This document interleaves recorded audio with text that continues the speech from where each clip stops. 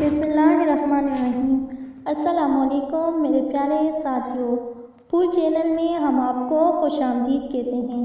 आज की अच्छी बात लेकर और एक अच्छी सी टिप लेकर हाजिर हुए हैं। आज की अच्छी बात यानी बाज़ औक़ात नाकामी हमें ये सिखा रही होती है कि ये तुम्हारा काम नहीं, तुम किसी और काम के लिए पैदा हुए हो। ये हमारी आज की अच्छी बात है। अब एक टिप यानी आपको जब नाकामी का सामना करना पड़ रहा हो हर जगह पर और आप जिस काम में हाथ डाल रहे हों और आपको उस काम में कामयाबी ना होती हो, तो आपको चाहिए कि आप सुबह फजर की नमाज के बाद 313 मरतबा या फत्ताह हो अव्वल आखिर 3 मरतबा दरूद इब्राहिमी के साथ पढ़िए। इंशाअल्लाह आपको हर काम में कामयाबी मिलेगी।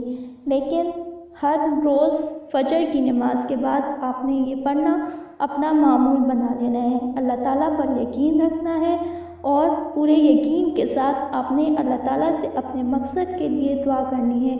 इंशाअल्लाह आपको हर मकसद में कामयाबी मिलेगी। आपको कभी नाकामी का सामना नहीं करना पड़ेगा। शुक्रिया।